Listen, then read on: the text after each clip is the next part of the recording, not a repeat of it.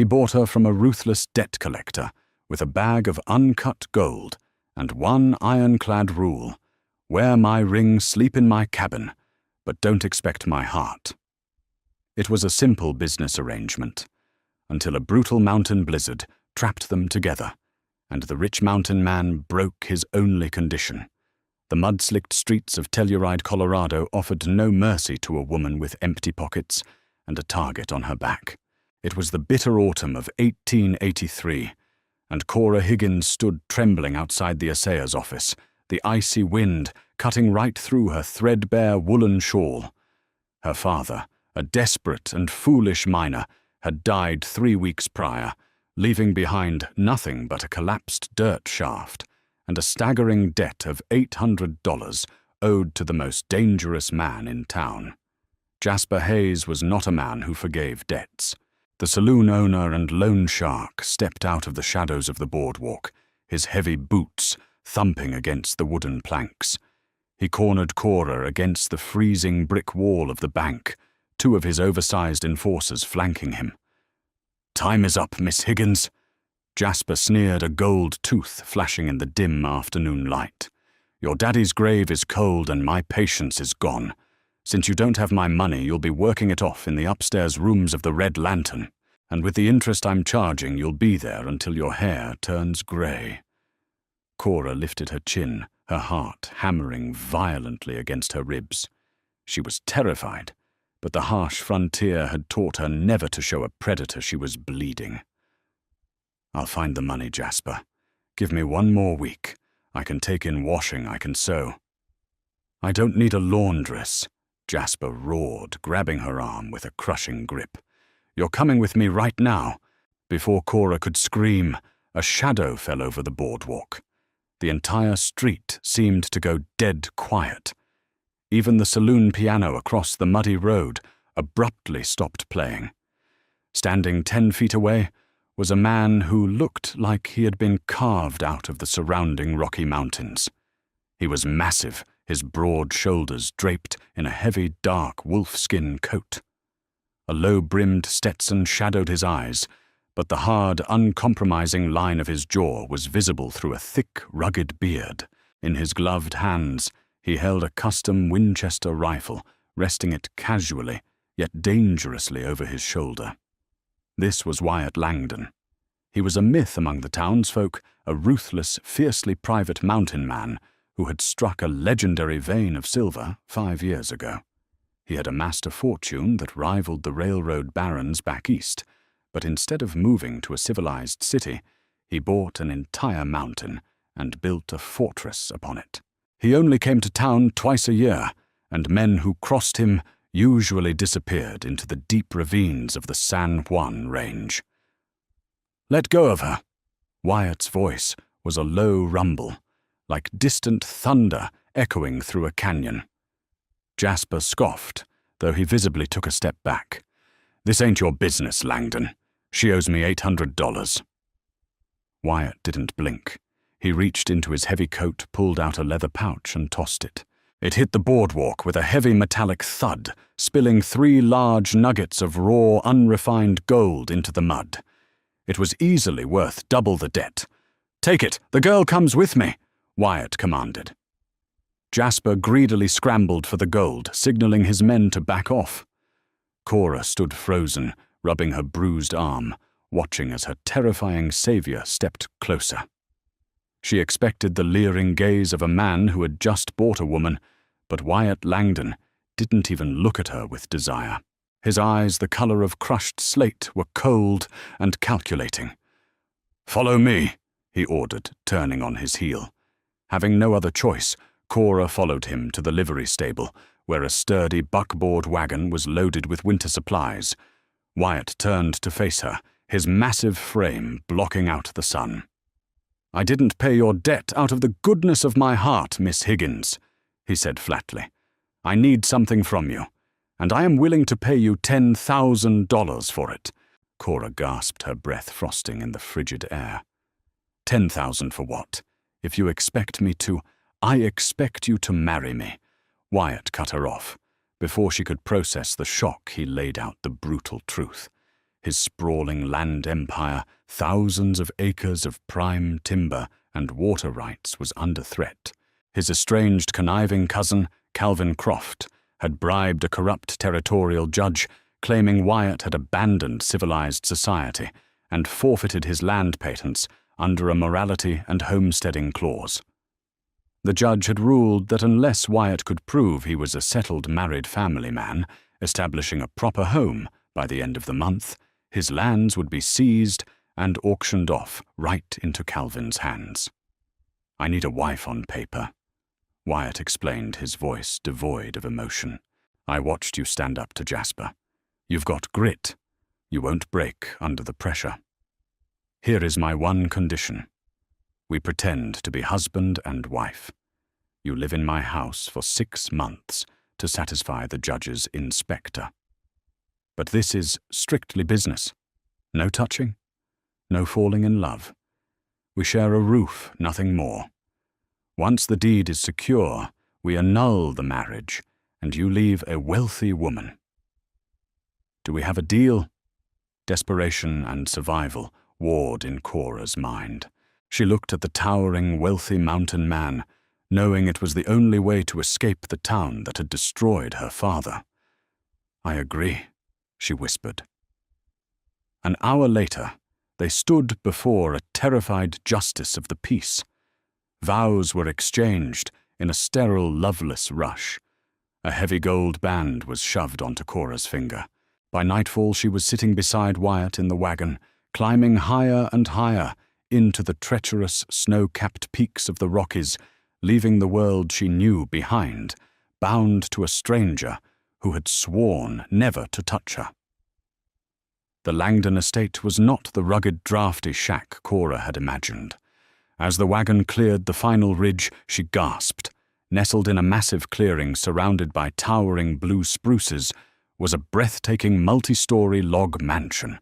Its foundation was built from solid granite, and smoke curled lazily from 3 massive stone chimneys into the darkening starry sky. It was a fortress of extreme wealth and profound isolation. For the first 3 weeks, the marriage was exactly as Wyatt had promised, a cold, silent business arrangement. Wyatt was a ghost in his own home.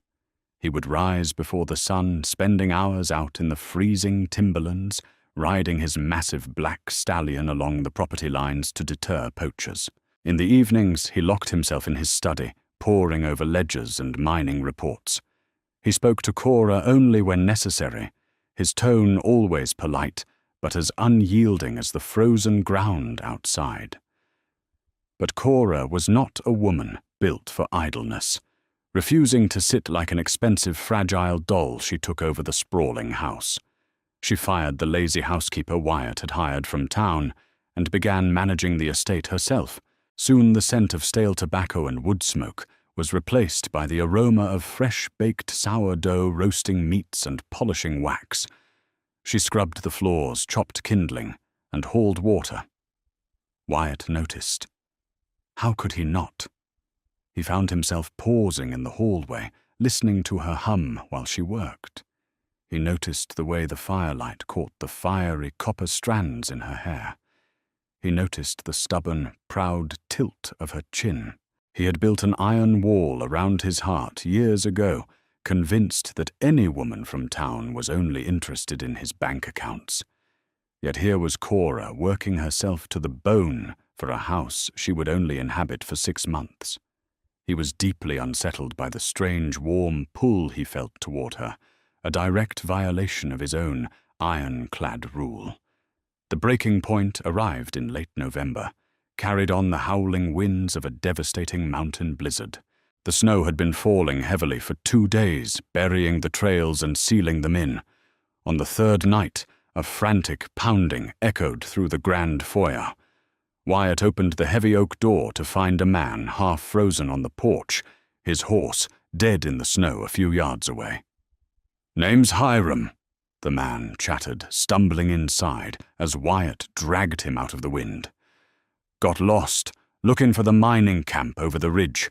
Wyatt provided the man with dry clothes and hot coffee, but Cora saw the dangerous tightening of Wyatt's jaw. When Hiram stepped away to change, Wyatt grabbed Cora's arm, his grip firm but gentle, pulling her into the shadowy hallway. "He's lying," Wyatt whispered, his breath hot against her ear, sending a sudden, unexpected shiver down her spine. "Look at his boots. City leather thinly soled. His hands are soft. He's no miner. He's an inspector sent by my cousin Calvin to see if our marriage is a sham. If he goes back and reports we live like strangers, I lose everything." Cora's eyes widened. "What do we do?" Wyatt's gaze dropped to her lips for a fraction of a second before hardening. "We give him a show. We play the part." When Hiram returned to the parlor, he found the stoic, terrifying mountain man sitting on the large leather sofa, with Cora tucked securely against his side. Wyatt's massive arm was wrapped around her waist, his fingers resting casually on her hip. The physical contact was like a lightning strike. Cora's breath hitched her skin, burning wherever he touched her. "My wife and I don't usually get visitors, especially not in this weather," Wyatt said smoothly, though his thumb began drawing slow, absent-minded circles on Cora's waist. Hiram's eyes darted around the room, taking in the scene. "A beautiful home for newlyweds. You two seem very close." "We are," Wyatt said, his voice dropping an octave. He turned his head, his face inches from Cora's. He reached up his rough fingers, gently brushing a stray curl behind her ear. The intensity in his slate-grey eyes was no longer cold. It was a roaring, untamed fire. Cora felt her heart hammer against her ribs. She was supposed to be acting, but the way he looked at her made the rest of the world vanish. That night, because of the guest, Cora could not sleep in her separate room down the hall. She was forced into Wyatt's master suite. The storm raged outside, rattling the thick glass panes, but the tension inside the bedroom was far more dangerous. Wyatt stood by the fireplace, his back to her, gripping the mantel so hard his knuckles turned white. Cora sat on the edge of the massive feather bed, wearing a modest cotton nightgown, her pulse racing. "He'll be gone as soon as the storm breaks," Wyatt said gruffly, not turning around. "You did well today. I'll add a bonus to your payment." "I don't want your money!" "Wyatt!" Cora snapped, the sudden anger surprising her. She stood up, walking toward his broad back. "Stop treating me like an employee. You act like touching me today was a chore, like I'm a burden you have to endure." Wyatt spun around his chest, heaving. The sheer proximity between them was suffocating. "You don't know what you're talking about." "Then tell me," she challenged, stepping right into his space, her chin raised defiantly. "You bought me. You locked me in this fortress. You look at me like you hate me, but I feel your eyes on me when you think I'm not looking. Tell me why you're so terrified of actually feeling something. Because if I let myself feel something, I'll never let you leave." Wyatt roared, his voice shaking the timber walls. Silence crashed over the room, heavier than the snow outside. Cora stared up at him, her breath catching in her throat. Wyatt's control, forged over years of bitter isolation, finally shattered. With a desperate groan, he reached out, hauling her flush against his solid chest. His hands buried themselves in her thick copper hair, tilting her head back. He crashed his mouth down onto hers. It wasn't a gentle kiss. It was a torrential release of months of repressed hunger, fierce and demanding. Cora whimpered, her hands immediately clutching his broad shoulders, opening to him as the heat between them exploded. Having a taste of her instantly broke the one rule he had sworn to uphold. He swept her off her feet, carrying her toward the bed, as the blizzard screamed outside, unaware that Hiram was quietly standing in the dark hallway, listening and preparing to send a message that would bring an army of hired guns right to their doorstep. The morning light filtering through the frost-caked windows of the master suite was a pale, icy blue, but inside the room, the heat was suffocating. Cora lay tangled in heavy quilts and bare furs, her head resting against the solid, scarred expanse of Wyatt's chest. The rhythmic thumping of his heart was the only sound in the quiet aftermath of the storm. The ironclad rule had been broken, shattered into 1,000 pieces by a passion so consuming it had left them both breathless and fundamentally changed. Wyatt's massive hand gently stroked her tangled copper hair, his touch surprisingly tender for a man who made his living moving mountains. He stared up at the timbered ceiling, a heavy burden of realization settling over him. He had spent 5 years convincing himself that isolation was the only way to protect his fortune and his soul. He had looked at every woman as a potential threat, a gold digger waiting to strike. Yet holding Cora, a woman he had bought from a gutter in Telluride, he realized he had been starving. She had not just warmed his bed, she had thawed the frozen wasteland of his heart. "I never intended for this," Wyatt murmured, his voice a gravelly rumble that vibrated against her cheek. "I brought you up here to be a ghost on a piece of paper, to save my timber and my silver." Cora shifted, propping herself up on one elbow, to look down into his slate-grey eyes. The coldness was entirely gone, replaced by a fierce, protective vulnerability. "Do you regret it?" she asked softly, her breath catching in her throat. Wyatt reached up, tracing the curve of her jaw with his thumb. "My only regret is that I wasted 3 weeks treating you like a stranger." A soft smile touched Cora's lips, and she leaned down to kiss him, a slow, lingering promise of a new beginning. But the tender moment was violently interrupted by a sudden chilling draft that swept through the hallway, rattling the bedroom door. The distinct sound of the heavy oak front door slamming shut echoed through the sprawling mansion. Wyatt was out of the bed in a fraction of a second, his mountain instincts taking over. He threw on his trousers and grabbed his custom Winchester rifle from the corner of the room. Cora quickly pulled on her heavy woolen dress, her heart hammering with sudden dread. "Stay here," Wyatt ordered, his eyes flashing with lethal intent. But Cora followed him down the grand staircase. The front door was unlatched, snow drifting into the foyer. Hiram, the stranded traveler, was gone. Wyatt sprinted toward his private study, kicking the door open. The room was in shambles. Ledgers were thrown across the Persian rug, and the heavy iron safe behind his desk sat wide open. Wyatt let out a string of vicious curses, his fists clenching so tight his knuckles turned bone white. "What is it? What did he take?" Cora asked, stepping into the wreckage. "Did he take the gold?" "Worse," Wyatt snarled, kicking a fallen chair out of his way. "He took the annulment contract. The paper you signed in Telluride stating our marriage was a temporary financial transaction. Calvin didn't send an Inspector Cora. He sent a professional thief. With that document in hand, Judge Sullivan will have the legal proof he needs to void my land patents by noon tomorrow. Calvin will seize the estate, the silver veins, everything." Panic gripped Cora's chest. "We have to go after him. The blizzard just broke. The snow is too deep. He couldn't have gotten far." "I am going after him," Wyatt corrected, already moving toward the mudroom to grab his heavy wolfskin coat and gun belt. "You are locking the doors and staying by the fire. If I don't catch him before he reaches the telegraph office in Ure, there will be a small army of Pinkerton dropouts riding up this mountain to throw you out." "I am not staying behind," Cora yelled, her voice echoing off the stone walls.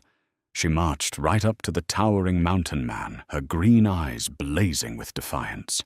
"I am your wife, Wyatt Langdon. Not just on paper, not anymore. This is my home, too. You don't get to lock me away while you fight our battles." Wyatt stared down at her, stunned by her ferocity. He saw the exact same grit that had allowed her to stand up to Jasper Hayes in the mud. A surge of profound pride and dark possessiveness washed over him.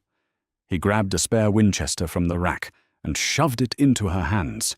"Can you shoot?" "My father taught me how to drop a buck at 200 yards, she replied, checking the chamber with practiced ease. "Then mount up," Wyatt commanded. 10 minutes later, they were ploughing through knee-deep snow on two of Wyatt's strongest mountain-bred draft horses. The biting wind whipped Cora's face, but she kept her head down, following the deep, clumsy tracks Hiram had left behind. The thief was riding hard toward the jagged, treacherous pass, known as Dead Man's Ridge, the quickest route to the neighboring mining camp. They rode relentlessly for 2 hours, the sheer cliffs of the Rockies towering above them like icy tombstones. As they crested a narrow ravine, the sharp, cracking echo of a gunshot shattered the mountain silence. Wyatt's horse reared back, screaming as a bullet grazed its flank. Wyatt threw himself out of the saddle, dragging Cora down into a snowdrift behind a massive granite boulder, just as a second bullet shattered the ice where they had been a second before. He wasn't riding alone, Wyatt yelled over the howling wind, pulling his rifle tight to his shoulder. Calvin had men waiting at the pass. Looking up through the blinding white glare, Cora saw them. 3 men positioned on the high ridge, their rifles aimed downward, trapping them in the gorge. Hiram was scrambling up the rocky path behind them, clutching the leather satchel containing their ruin. The fight for the mountain had begun, and the odds were deadly. Gunpowder smoke mixed heavily with the freezing mist as Wyatt returned fire. His Winchester barked twice, dropping one of the gunmen on the high ridge. But the remaining 2 laid down a punishing barrage, pinning Wyatt and Cora behind the granite boulder. Ice and rock shards exploded around them. "They've got the high ground," Wyatt grunted, ejecting a spent brass casing. He looked at Cora, his expression grim. "If I try to flank them, I'm exposed. If they drop me, you surrender. Calvin wants the land. He doesn't care about you." "I am not letting you die for dirt and silver," Cora screamed over the deafening gunfire. She gripped her rifle, her knuckles white. Looking up through the blinding glare, she spotted a massive, precarious shelf of overhanging ice clinging to the cliff face directly above the gunman. "Wyatt, wait!" She grabbed his arm before he could break cover. "Shoot at the ice shelf." Wyatt followed her gaze, calculating the sheer weight of the frozen overhang. A feral grin spread across his bearded face. "You are a dangerous woman, Mrs. Langdon." On 3, they broke cover just enough to angle their rifles upward. Ignoring the gunman, they fired simultaneously into the structural base of the ice. 3, 4, 5 shots hammered into the frozen fissures. A deep, terrifying groan echoed through the ravine, the sound of the mountain tearing itself apart. The massive white wave crashed down onto the ridge, completely sweeping the hired guns away and burying the upper trail in a suffocating cloud of frozen dust. Silence descended on the pass. Hiram, who had been further up the trail, narrowly avoided being crushed, but his horse had bolted. The thief was trapped. Wyatt covered the distance in seconds, tackling Hiram into the snowbank. He lifted the smaller man by his lapels, slamming him against the rock face. Hiram whimpered, dropping the leather satchel. "Don't kill me. Calvin paid me." Hiram begged, blood dripping from his nose. "He's waiting in Telluride with Judge Sullivan. If I don't bring the contract by noon, he's sending 20 men up your mountain."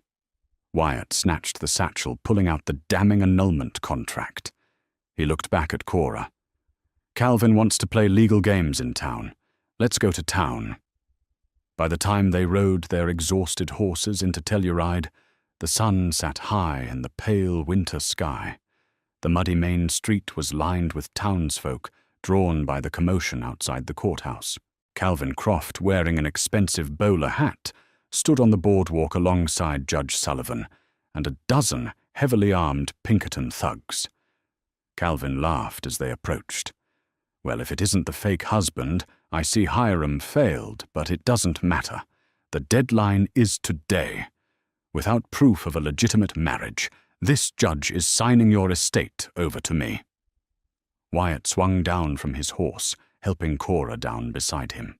He walked straight toward Calvin, looking like a king defending his kingdom.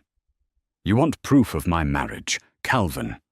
Wyatt's voice carried over the silent crowd. He pulled out the annulment contract. Calvin's eyes widened greedily. "There it is. The confession, give it to the judge." Wyatt didn't hand it to the judge. Instead, he handed the contract to Cora. Cora looked at the document, the paper that bound her to a loveless deal. She looked up at Calvin, then turned to the corrupt judge. "This paper states that Wyatt Langdon bought me to pretend to be his wife," Cora said loudly, ensuring every person heard her. "It says there is no love between us." Calvin smirked. "Exactly. Fraud." "But it's a lie," Cora declared, her voice ringing with absolute certainty.